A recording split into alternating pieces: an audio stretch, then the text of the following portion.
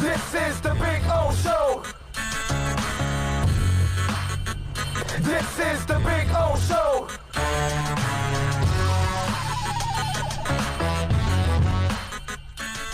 Are back. We're ready to rock and roll. And of course, I promised you Troy Stratford would be kind enough to join us, the 87 Rookie of the Year in the AFC for the Miami Dolphins and for Don Shula.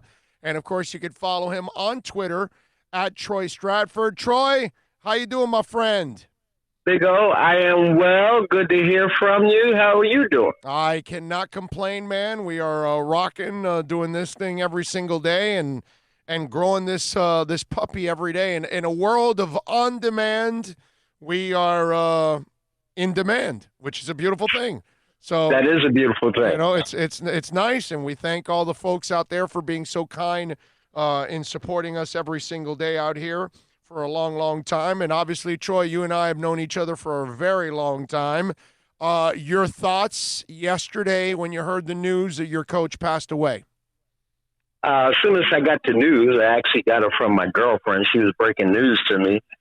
I just immediately just started reviewing in my mind of when I first met him, how I was playing for him, what he taught me, how we were always prepared. So it was a nice little journey that I had, just thinking back on all the time that I had with Don Shula and the Miami Dolphins. What was that phone call when he drafted you? Talk to me. When you got drafted by the Dolphins, how did that whole thing, how did your initial meeting happen with Shula? Well, initially, I did not speak to Shula because I was drafted in the 4th round. I guess he was long gone by then. He was doing something else, probably tending to the 1st and 2nd round draft picks that year. So I actually met Shula. It would have been the second time I met him the very next day when I flew down to Miami and we went out and did the 12-mile run or 12-minute run. And we went through drills and all of that stuff. That was the first time that I was really back and forth with him and getting to see him kind of move around. The first time I met him at the Combine when I was coming out that year. And I had happened to play in the Japan Bowl. And in my mind, I keep thinking about this. Is this the reason why the Dolphins drafted me? Because Mike Shula, his grandson, was the quarterback of that team in Japan. And I had a great game. And when I got to Indy for the Combine, I'm loosening up, getting ready to go through drills. And who do I see but Mike Shula?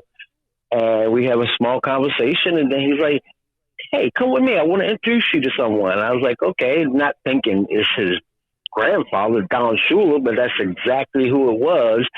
And I had to be, I'm sure, just dumbfounded and babbling over myself meeting him because growing up a Dolphin fan, I knew the history about Don Shula and how great he was in the National Football League.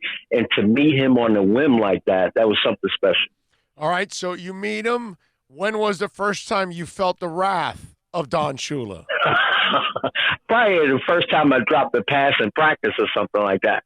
But truth be told, I was only in the hot seat one time for the entire time that I played under Shula.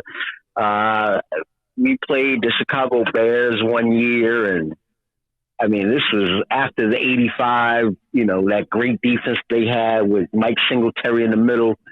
Mike Singletary was there calling out every single play that we ran, that we would get ready. We're sitting there in formation, and he's like, sweep left, sweep right. He's like, they're coming right here.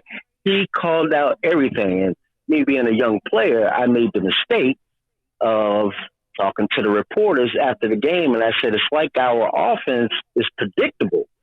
And who was our offensive coordinator but David Shula, his son. So it was like I kind of took a shot at his son. And I didn't know any better. So I woke up the next day, Big O.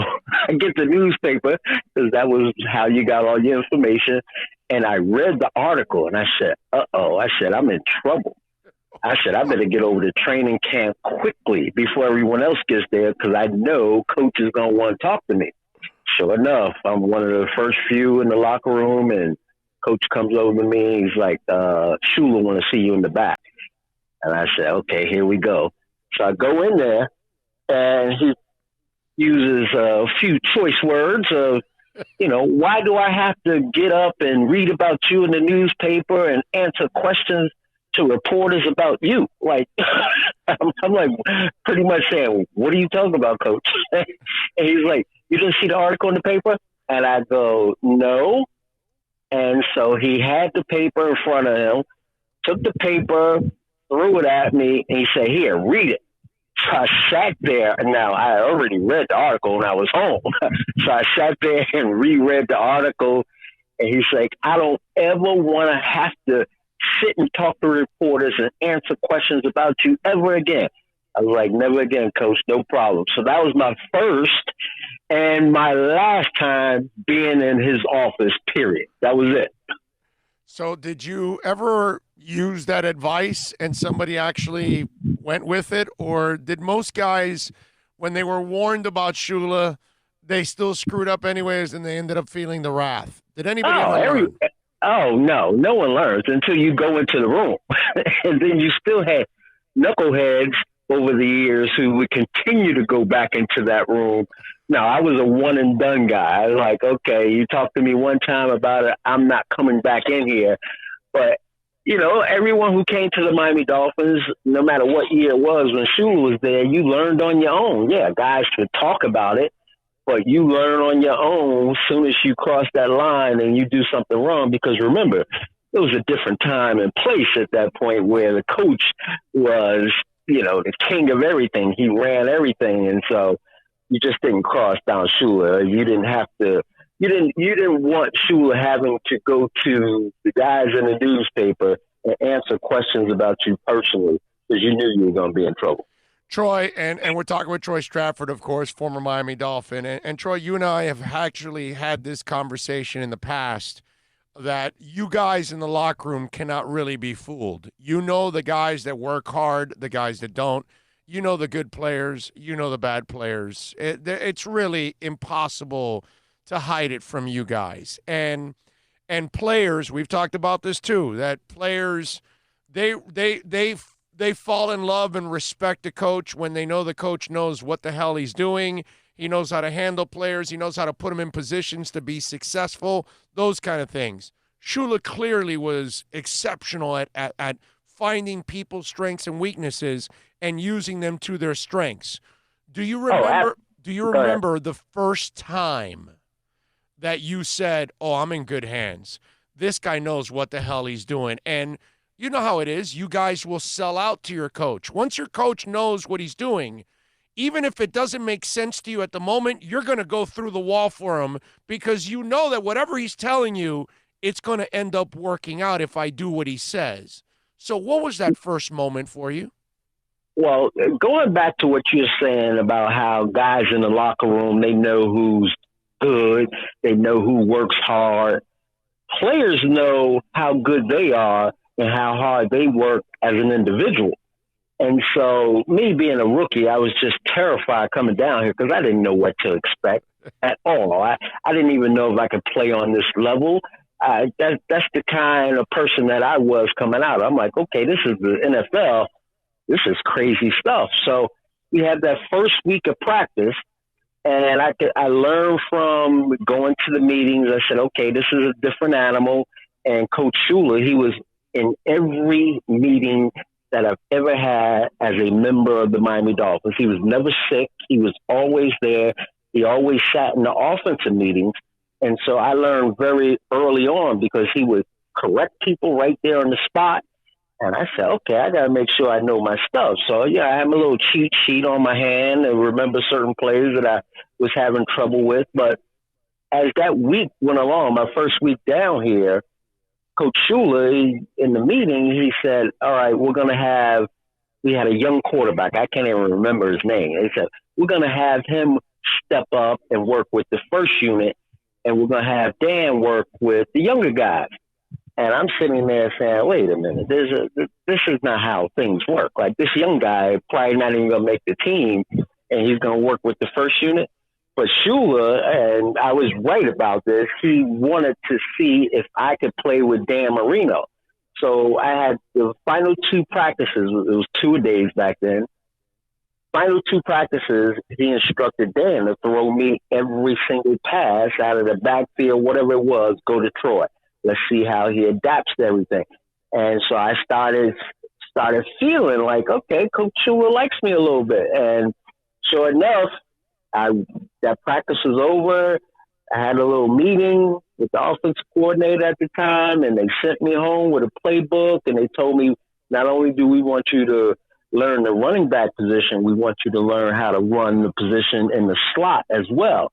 And that was my intro to Don Shula, knowing that he actually took a liking to me. And then over the course of the career, I learned more about the type of player that Don Shula was drafting to be a part of his team. And the one thing that people always talk about his football teams is that they were all smart. They had good, high football IQs. His team was least penalized, and I know a lot of people want to say that was because he was on the rules committee, but no, he did not tolerate mistakes in practice or anything like that, so everybody was always on the same page, and it was just a good thing to be in his system.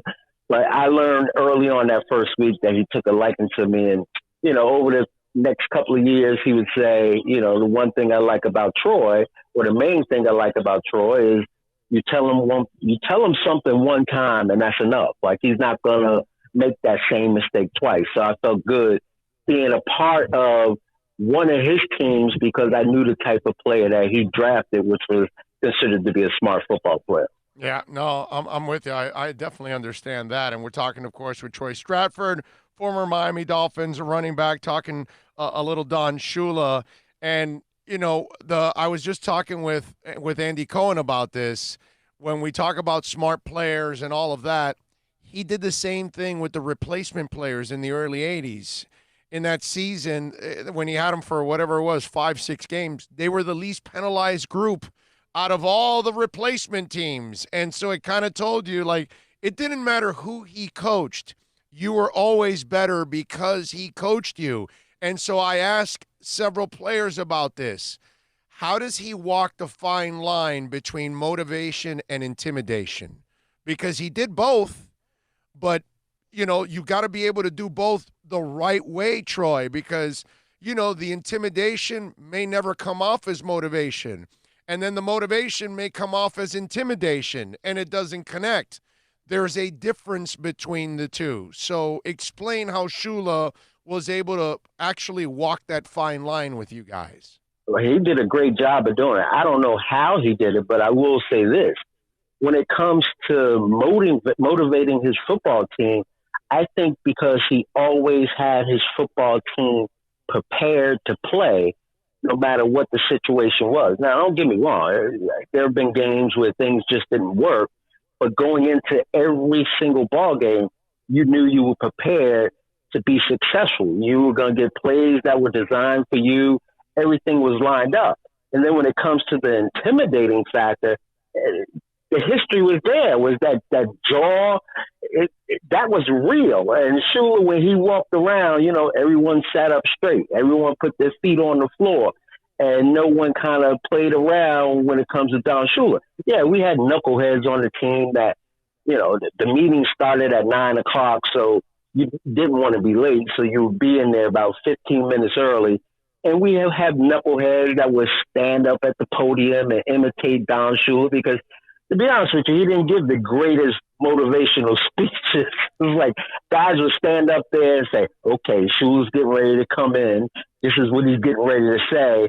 And you would have a little chuckle under your breath because he would come in and say exactly what this player stood up there and imitated.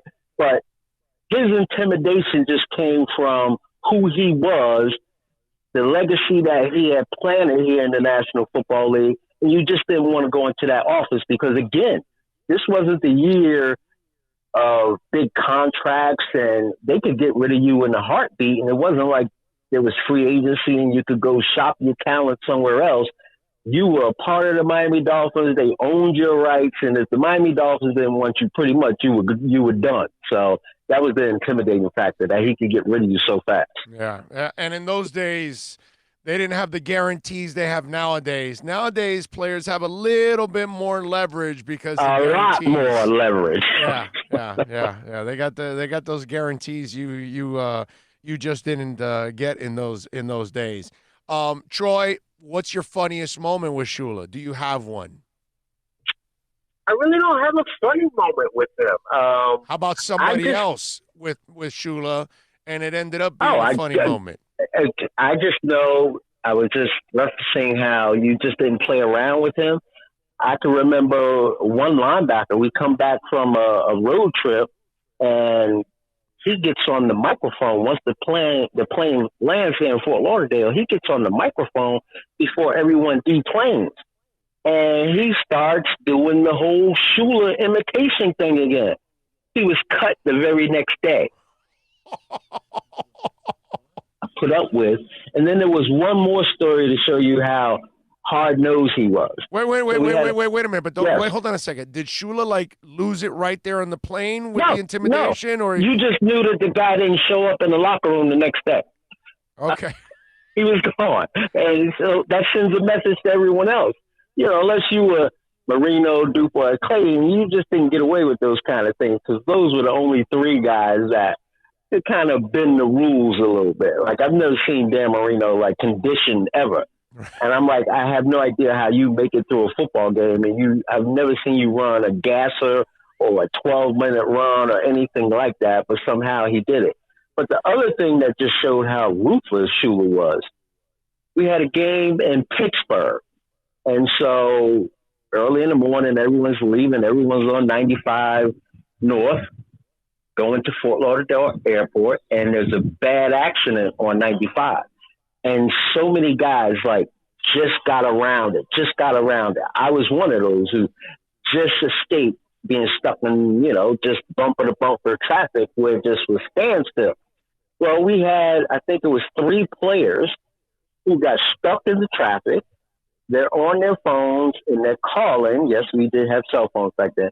They're calling, and they let Stu Weinstein, head of security, and they let Shula know. And this is a charter plane. They can take off whenever it wants to take off, right? You can wait for these players. Right. And so Shula's like, no, we leave at 9 o'clock. He's like, so close the door. Let's go. They can pay their own way to get to Pittsburgh. And they had to do that. So he knew he had 3 players that were part of the rotation and everything, just got through this accident, and he's like, I'm leaving them anyway. And that's just the type of coach that he was. Wow. And in those days, how much did those people spend on those plane tickets? Because I lost you there, Biggo. It must have been a boatload of money they spent on short notice plane tickets. I have no idea how much it cost them, but it was, it was comical at the meeting that night. They were like, oh man, because there was no connecting flight. They had to take 2 flights to get there. Oh. So it was a rough day for them. Oh, wow. That is some tough stuff. Troy, man, I appreciate you taking some time to talk a little Shula, man. I know it's a rough one for all of us. I know he lived a full life at 90. That's for sure. I wish I can get to 90, but it still gets you by surprise because when you hear the news, it's almost like you expect him to last another 20 years. Absolutely. Because he's such a rock for like you just said, he was in every meeting, every single time, never sick, never out. And that's kind of the image you have of Shoes, that he's always going to be there and outlive all of us. You know what I mean? So it was just one of those things that caught us by surprise yesterday when we heard the news. I agree 100%, and it hit me harder than, not that I ever thought about that before, but when I found out, it hit me like a ton of bricks, and I was like, wow, I never even considered that, never thought of that. And, just in reflecting, everyone who has a liking to Shula or what you want to call it, they all have a story about Don Shula. When they met him, when they took a picture of him, it was that lasting on every person that he touched. And that's a rare thing in life. All right, one more thing before I let you go. What'd you think of the Tua pick / gamble, however you want to look at it? I love it. I love it. And I'm not going on King Fatua thing. I just believe if he had not gotten hurt, I think he would have been 1 or 2 drafted when it comes to Burrow because he had an outstanding season. Him at all. And I think at that point it would have come down to which organization does he fit in better. But I like the fact that Fitzpatrick is still here. So if the young man is fully not healed, you could take your time with him and you could bring him along at his pace. And I think that what Flores and Greer are building here is absolutely going to be special. And once you slide him in there, if he lives up to the billing, you know, that he's that lefty Drew Brees that's out there, the Miami Dolphins will be in good hands moving forward. I agree with you 100%. And all we need is for the young man to get a couple breaks here and stay healthy. And I think everything else works out because you don't have to teach him how to play the position. That's the difference. All he has to do is stay healthy and adjust to, of course, game speed at this level and decision-making, which is the adjustment every player has to make at every position because the hole closes a lot faster in the NFL than it does in college, doesn't it, Troy? So you better get to that hole real quickly, right? So, otherwise it won't be there. Yeah, the adjustment is there for every player, and he can make that adjustment. But it's not about teaching him pocket presence or deep ball or touch passes or learn how to read and all. No, this kid has it all. He has it. He has it. That's the way you got to look at him. And by the way, there is no argument. He would have been number 1 overall without no hip injury. And you know what? I'm going to agree with you on that, too. His resume is longer. He has really shown no weaknesses outside of just the injuries that he's had, which is a big thing. You can't ignore that. Can't. But other than that, I mean, he's a flawless football player. And like you said, once he adjusts and how tight windows are, he will make that adjustment because he has that natural ability. And it will work out for him. Yeah, I get sexually aroused with accuracy, and that kid's got it, man. So I know I'm going to be horny in every Dolphins game when he plays. Hey, that's a good thing. It's been a long time. Yeah, it has actually. It has. Yes. Troy, you are a stud, my brother. Thank you for taking some time, man. Follow him on Twitter at Troy Stratford. Look forward to doing it again, my friend. You be good. You got it, Big O. Stay safe. You got it. There you go. The great Troy Stratford, man. Good stuff. Good friend.